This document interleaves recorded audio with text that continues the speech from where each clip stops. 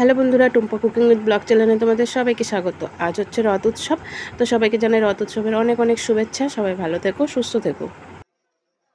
তো আমরা চলে আসলাম শিবরলীর নিত্যানন্দ মঠের রথের মেলাতে। তো মেলাতে ঢোকার আগে আমরা প্রথমে চলে যাব মঠের ভেতরে। তো মঠের ভেতরে আগে ঠাকুর দর্শন করতে যাব। তো এই হচ্ছে আমাদের মঠের ভেতরের ঠাকুর। এখন আমরা ঠাকুর প্রণাম করে সোজা চলে যাব রথের ওখানে।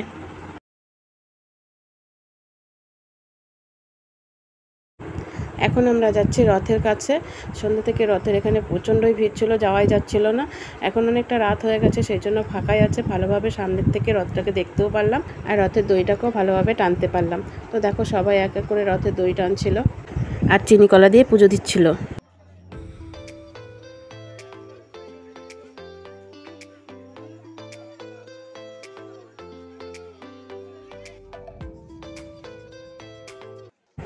তো রথের ওখান থেকে বেরিয়ে আমরা সোজা চলে গেলাম মেলার ভেতরে। তো মেলাটা বিশাল বড় ছিল, মানে প্রচুর দোকান বসেছিল, মানে যাবতীয় জিনিস পাওয়া যাচ্ছিল। তো এখন আমরা একটু মেলা ঘুরবো। দেখো এইখানে বাঁশের তৈরি কত জিনিস বিক্রি হচ্ছিলো, ঝুড়ি, পাখা, মানে খুব সুন্দর সুন্দর জিনিস বিক্রি হচ্ছিলো।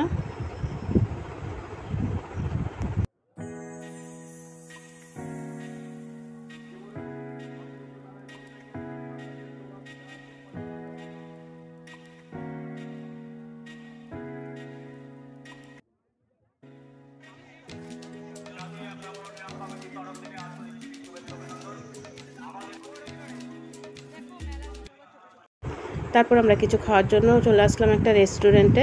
তো এসে দেখি বিশাল লাইন। তো রেস্টুরেন্টের নামও বিশাল, আর খাবারেরও লাইন পড়েছে বিশাল বড়। তো অনেকক্ষণ ওয়েট করার পর বরমশাই আমাদের জন্য নিয়ে আসলো দুটো এগ রোল।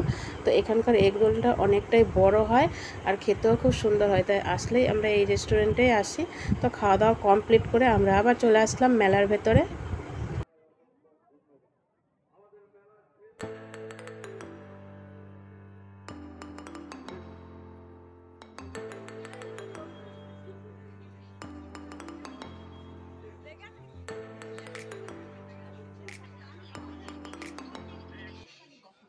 তো এখানে অনেক মূর্তি বিক্রি হচ্ছিলো ঠাকুরের। এখান থেকে আমরা লাফিং বুদ্ধ দেখছিলাম। তো খুব একটা পছন্দ হচ্ছিল না, একটাই ছিল, তো মুখে দাগ ছিল বলে আর নেওয়া হয়নি। বললো বুধবার দিন আবার এনে দেবে। আর এইখানে ছিল দেখো ঠাকুরের যাবতীয় জিনিস বিক্রি হচ্ছিল।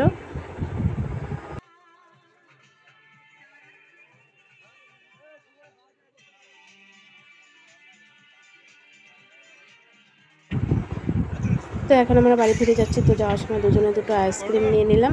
তো বাড়ি গিয়ে দেখাচ্ছি তোমাদের কী কী কেনাকাটা করেছি।